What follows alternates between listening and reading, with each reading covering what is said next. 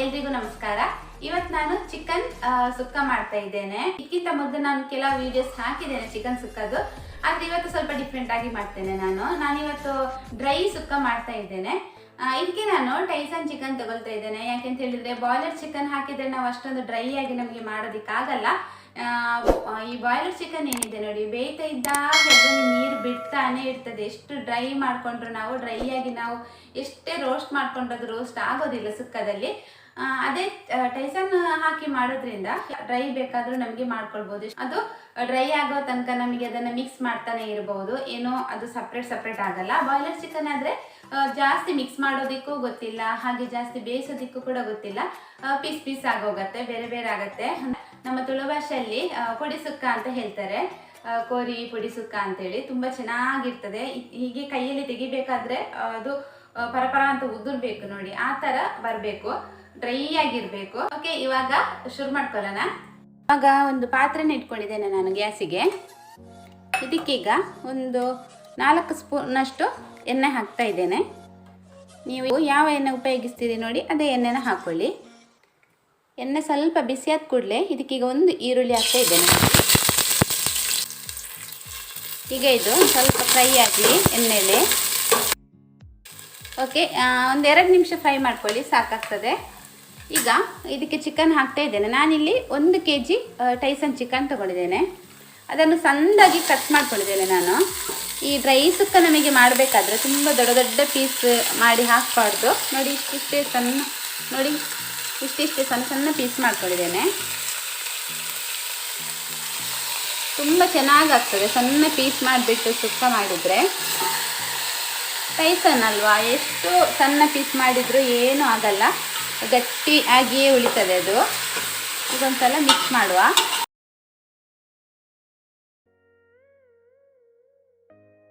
ಒಂದು 20 ನಿಮಿಷ ಬೇಯಬೇಕಾಗ್ತದೆ. ಟೈಸನ್ ಆದ್ರಿಂದ ಒಳ್ಳೆ ರೀತಿಯಲ್ಲಿ ಬೇಯಲಿ ಇದು. ಉಪ್ಪು ಹಾಕ್ತಾ ಇದ್ದೇನೆ, ಹಾಗೆ ಸ್ವಲ್ಪ ಅರಿಶಿನ ಹಾಕ್ಬಿಟ್ಟು ಒಂದ್ಸಲ ನೀವು ಮಿಕ್ಸ್ ಮಾಡಿಬಿಟ್ಟು ಮುಚ್ಚಿಬಿಟ್ಟು ಬೇಯಿಸಿದ್ರೆ ಆಯಿತು. ಒಂದ್ಸಲ ಸರಿಯಾಗಿ ಮಿಕ್ಸ್ ಆಗಬೇಕು ಮಾತ್ರ. ಈ ಅರಿಶಿನ ಹುಡಿ ಉಪ್ಪೆಲ್ಲ ಹಾಕಿದ್ದೇವಲ್ವ, ಅದು ನೀಟಾಗಿ ಹೊಂದ್ಕೋಬೇಕು ಎಲ್ಲ ಪೀಸಿಗೆ ಕೂಡ. ಓಕೆ ನೋಡಿ, ಸಾಕಿಷ್ಟು. ಈಗ ಮುಚ್ಚಿ ಬೇಯಿಸುವ. ಓಕೆ, ಚಿಕನ್ ಬೇಯಲಿ, ಅಷ್ಟ ತನಕ ನಾವು ಮಸಾಲೆ ತೆಗೆಯುವ. ಮಸಾಲೆಗೆಲ್ಲ ರೆಡಿ ಮಾಡಿಕೊಡುವ. ಈ ಕಡೆ ಒಂದು ತವ ಇಟ್ಕೊಂಡಿದ್ದೇನೆ ನಾನು. ಈಗ ಮಸಾಲೆ ಹುರ್ಕೊಳ್ಳೋದಕ್ಕುಂಟು. 20 ಮೆಣಸು ಉಂಟು, ಬ್ಯಾಡಗಿ ಮೆಣಸು ಇದು. ಈಗ ಇದಕ್ಕೆ ಸ್ವಲ್ಪ ಎಣ್ಣೆ, ಒಂದು ಅರ್ಧ ಸ್ಪೂನಷ್ಟು ಸಾಕು, ಹುರ್ಕೊಳ್ಳೋದಕ್ಕೆ ಮಾತ್ರ.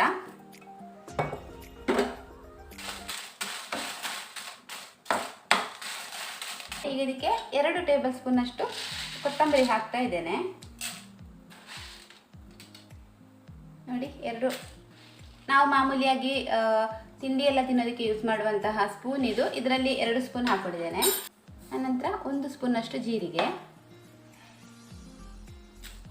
ಹಾಗೆ ಚೂರು ಅಂದರೆ ಒಂದು 10 ರಿಂದ 15 ಕಾಳು ಮೆಂತ್ಯ, ಆಮೇಲೆ ಅರ್ಧ ಸ್ಪೂನು ಸೋಂಪು ಅಂತ ಹೇಳ್ತೇವೆ ನೋಡಿ, ಬಡೆ ಸೊಪ್ಪು ಅದು. ಓಕೆ, ಈಗ ಇದನ್ನು ಸರಿಯಾಗಿ ಹುರ್ಕೊಳ್ಳೋಣ. ಈ ಸುಕ್ಕ ಮಾಡಬೇಕಾದ್ರೆ ನಾನು ಯಾವುದೇ ರೀತಿಯಾದಂತಹ ಗರಂ ಮಸಾಲೆಗಳನ್ನೆಲ್ಲ ಹಾಕೋದಿಲ್ಲ. ತುಂಬ ರುಚಿಯಾಗ್ತದೆ, ಒಂಥರ ನ್ಯಾಚುರಲ್ ಟೇಸ್ಟ್ ಕೊಡ್ತದೆ. ಲೈಟಾಗಿ ಈ ಮಸಾಲೆ ಐಟಮ್ ಏನಿದೆ ನೋಡಿ, ಅದರ ಕಲರ್ ಎಲ್ಲ ಸ್ವಲ್ಪ ಲೈಟಾಗಿ ಚೇಂಜ್ ಆಗಿದೆ. ಈಗ ಸಾಕು, ಗ್ಯಾಸನ್ನು ಆಫ್ ಮಾಡ್ಕೊಳ್ತೇನೆ ನಾನು. ಹುಣಸೆ ಹಣ್ಣು ಹಾಕ್ತಾ ಇದ್ದೇನೆ ಇದಕ್ಕೆ, ಸಣ್ಣ ನೆಲ್ಲಿಕಾಯಿ ಗಾತ್ರದಷ್ಟು ಸಾಕು. ಹಾಗೆ 1 ಈರುಳ್ಳಿ ನೋಡಿ ಹಸಿಯಾಗಿ ಹಾಕ್ತಾ ಇದ್ದೇನೆ. ನಾರ್ಮಲ್ ಆಗಿ ನಾನು ಚಿಕನ್ ಎಲ್ಲ ಮಾಡಬೇಕಾದ್ರೆ ಈರುಳ್ಳಿ ಮತ್ತು ಬೆಳ್ಳುಳ್ಳಿಯನ್ನು ಎಣ್ಣೆ ಜೊತೆ ಜಾಸ್ತಿ ಫ್ರೈ ಮಾಡಿ ಹಾಕ್ತೇನೆ. ಇವತ್ತು ಹೀಗೆ ಡೈರೆಕ್ಟ್ ಆಗಿ ಹಸಿ ಈರುಳ್ಳಿ ಮತ್ತು ಬೆಳ್ಳುಳ್ಳಿಯನ್ನೇ ಹಾಕ್ತಾ ಇದ್ದೇನೆ. 1 ದೊಡ್ಡ ಈರುಳ್ಳಿ ತಗೊಂಡಿದ್ದೇನೆ ನಾನು. ಹಾಗೆ ಒಂದು 10 ಎಸಳು ಬೆಳ್ಳುಳ್ಳಿ. ಈಗ ಇದನ್ನು ಗ್ರೈಂಡ್ ಮಾಡ್ಲಿಕ್ಕೆ ಉಂಟು. ಒಂದು ಮಿಕ್ಸಿ ಜಾರಿಗೆ ಹಾಕಿಬಿಟ್ಟು ನಾನು ನುಣ್ಣಗೆ ಅದನ್ನ ಗ್ರೈಂಡ್ ಮಾಡ್ಕೊಂಡು ಬರ್ತೇನೆ. ಮಸಾಲೆ ರೆಡಿ ಆಯಿತು. ಇದನ್ನೀಗ ಚಿಕನ್ ಬೇಯ್ತಾ ಉಂಟು, ಚಿಕನ್ ಬೆಂದಿದೆ ಅಂತ ನೋಡಿಬಿಟ್ಟು ಅದಕ್ಕೆ ಹಾಕುವ. ಓಕೆ, ಈಗ ಒಳ್ಳೆ ರೀತಿಯಲ್ಲಿ ಬೆಂದಿದೆ ನೋಡಿ ಚಿಕನ್ ಕೂಡ. ರುಬ್ಬಿಟ್ಟಂತಹ ಮಸಾಲೆನ ಹಾಕ್ತಾ ಇದ್ದೇನೆ. ಅದೇ ಮಿಕ್ಸಿ ಜಾರಿಗೆ ಸ್ವಲ್ಪ ನೀರು ಹಾಕಿಬಿಟ್ಟು ಹಾಕ್ತಾ ಇದ್ದೇನೆ ನಾನು. ನಿಮಗೆ ಅನ್ನಿಸ್ಬೋದು ಇದೇನು ಗ್ರೇವಿ ಮಾಡ್ತಾ ಇದ್ದಾರೆ ಅಂಥೇಳಿ, ಸುಕ್ಕ ಅಂತ ಹೇಳಿಬಿಟ್ಟು ಗ್ರೇವಿ ಮಾಡ್ತಾ ಇದ್ದೇನೆ ಅಂತೇಳಿ ಅಂದ್ಕೊಳ್ಬೇಡಿ. ಇದೇ ಥರ ಮಾಡೋದು ನಾನು, ಒಂದು ಸ್ವಲ್ಪ ಡಿಫ್ರೆಂಟ್ ಆಗಿರ್ತದೆ ಅಷ್ಟೇ. ನೋಡಿ ಇಷ್ಟೇ ಗ್ರೇವಿ ಇರಲಿ. ಇದೀಗ ಚೆನ್ನಾಗಿ ಕುದಿಲಿ, ಮುಚ್ಚಳನ ಮುಚ್ಚಿಬಿಟ್ಟು ಕುದಿಲಿಕ್ಕೆ ಬಿಡುವ. ಇದೊಂದು ಪ್ಯಾನ್ ಇಟ್ಕೊಂಡಿದ್ದೇನೆ. ಇದಕ್ಕೀಗ 1 ಸ್ಪೂನ್ ತುಪ್ಪ ಹಾಕ್ತಾ ಇದ್ದೇನೆ ನಾನು. ನೀವು ತುಪ್ಪ ಇಲ್ಲ ಅಂದರೆ ಎಣ್ಣೆ ಕೂಡ ಹಾಕ್ಕೊಳ್ಬೋದು, ಆದರೆ ತುಪ್ಪ ಹಾಕೋದ್ರಿಂದ ಒಳ್ಳೆ ರೀತಿಯಾದಂತಹ ಒಂದು ಫ್ಲೇವರ್ ಕೊಡ್ತದೆ. ಹಾಗೆ ಒಂದು ಸ್ವಲ್ಪ ಸಾಸಿವೆ ಒಗ್ಗರಣೆಗೆಲ್ಲ ಹಾಕ್ತೀವಿ ನೋಡಿ, ಅಷ್ಟೇ ಸಾಕು. ಓಕೆ, ಸಾಸಿವೆ ಸಿಡಿತಾ ಉಂಟು ನೋಡಿ. ಈಗ ಕರಿಬೇವು ಹಾಕುವ.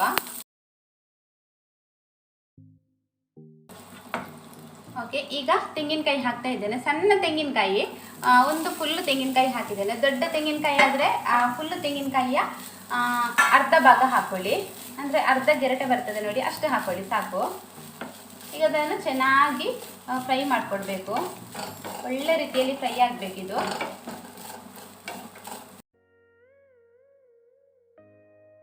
ಈಗ ನೋಡಿ ಇದು ಲೈಟ್ ಬ್ರೌನ್ ಕಲರಿಗೆ ಬಂದಿದೆ. ತುಂಬ ಜಾಸ್ತಿ ಫ್ರೈ ಆಗಬೇಕು, ಜಾಸ್ತಿ ಈ ಗೋಲ್ಡನ್ ಬ್ರೌನ್ ಅಂತ ಹೇಳ್ತಾರೆ ನೋಡಿ, ಆ ಕಲರಿಗೆ ಬರಬೇಕು ಅಂತೇನಿಲ್ಲ. ಆ ಕಲರಿಗೆ ನಾವು ಆ ಕಲರ್ ಬರೋಷ್ಟು ನಾವು ಹುರ್ಕೊಂಡ್ರು ಅದೊಂದಷ್ಟು ಚೆನ್ನಾಗಿ ರುಚಿಯಾಗಲ್ಲ. ಈ ಸುಕ್ಕ ಮಾಡಬೇಕಾದ್ರೆ ಲೈಟಾಗಿ ಹುರ್ಕೊಂಡ್ರೆ ಸಾಕಾಗ್ತದೆ. ಓಕೆ, ಈಗ ಇದು ಸಾಕು. ಗ್ಯಾಸ್ ಆಫ್ ಮಾಡ್ಕೊಳ್ತೇನೆ ನಾನು. ಈಗ ಈ ಕಡೆ ನಾನು ವಾಪಸ್ ಗ್ಯಾಸನ್ನು ಉರಿಸ್ಬಿಟ್ಟು ಒಂದು ಪಾತ್ರೆ ಇಟ್ಕೊಂಡಿದ್ದೇನೆ. ಈ ಪಾತ್ರೆಗೆ ಈ ಹುರ್ಕೊಂಡಂತಹ ತೆಂಗಿನಕಾಯಿನ ಹಾಕ್ತಾ ಇದ್ದೇನೆ. ಹಾಗೆ ಈ ಕಡೆ ನೋಡಿ ಇದೀಗ ರೆಡಿಯಾಗಿದೆ. ಈಗ ಈ ಥರ ಒಂದು ನೀವು ಈ ಅನ್ನ ಎಲ್ಲ ಹಾಕ್ತೀವಿ ನೋಡಿ, ಆ ಸ್ಪೂನ್ ಇದು ಈ ರೀತಿ ತೂತಿರೋಂತಹ ಸ್ಪೂನ್ ತಗೊಳ್ಬೇಕಾಗ್ತದೆ. ಈ ಸ್ಪೂನಲ್ಲಿ ಈ ರೀತಿ ತೆಗಿಬೇಕು ನೋಡಿ. ಗ್ರೇವಿ ಬೇಡ ನಮಗೆ, ಬರೀ ಸ್ವಲ್ಪ ಲೈಟ್ ಗ್ರೇವಿ, ಹಾಗೆ ಸ್ವಲ್ಪ ಪೀಸ್ ಸಾಕು. ಈಗ ಇದನ್ನು ಈ ತೆಂಗಿನಕಾಯಿ ಹಾಕಿರೋಂತಹ ಬಾಣಲೆಗೆ ಹಾಕುವ.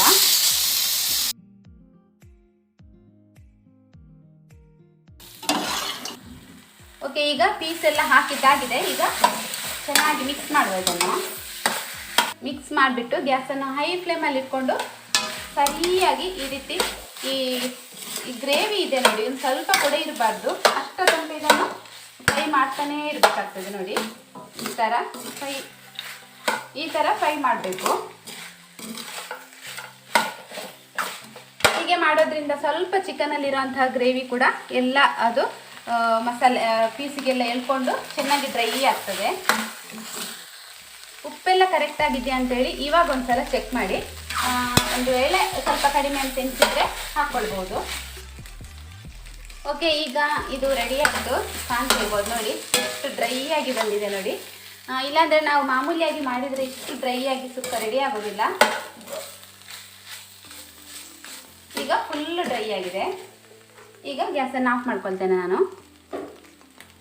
ಹಾಗೆ ಇದಕ್ಕೆ ಈಗ ಒಂದು ಸ್ವಲ್ಪ ಕಟ್ ಮಾಡಿಟ್ಟಂತಹ ಕೊತ್ತಂಬರಿ ಸೊಪ್ಪನ್ನು ಹಾಕೊಂಡ್ರೆ ಆಯಿತು. ಫೈನಲ್ ಆಗಿ ನಮ್ಮದು ಸುಕ್ಕ ರೆಡಿಯಾಗಿದೆ.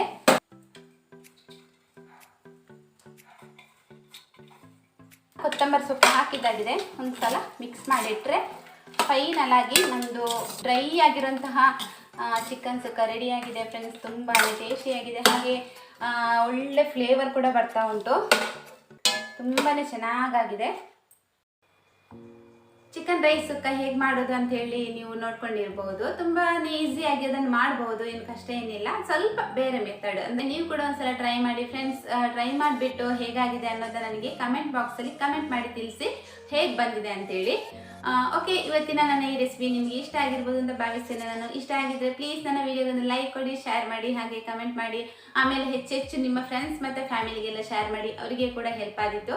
ಹಾಗೆ ಹೊಸದಾಗಿ ನನ್ನ ಚಾನಲ್ನ ಯಾರಾದರೂ ನೋಡ್ತಾ ಇದ್ದೀರಿ ಅಂತ ಹೇಳಿದರೆ ಪ್ಲೀಸ್ ಸಬ್ಸ್ಕ್ರೈಬ್ ಮಾಡ್ಕೊಂಡು ನೋಡಿ. ಹಾಗೆ ಪಕ್ಕದಲ್ಲಿ ಇರುವಂತಹ ಬೆಲ್ ಐಕಾನ್ ಕೂಡ ಕ್ಲಿಕ್ ಮಾಡಿ. ಓಕೆ, ಸಿಗ್ತೇನೆ ಇನ್ನು ನಾನು ನಿಮಗೆ ಮುಂದಿನ ವಿಡಿಯೋದಲ್ಲಿ ಇನ್ನೂ ಒಂದು ಚೆನ್ನಾಗಿರೋ ರೆಸಿಪಿ ಜೊತೆ. ಅಷ್ಟೊತ್ತನಕ ಎಲ್ಲರೂ ಆರೋಗ್ಯವಾಗಿರಿ. ಟೇಕ್ ಕೇರ್, ಬಾಯ್.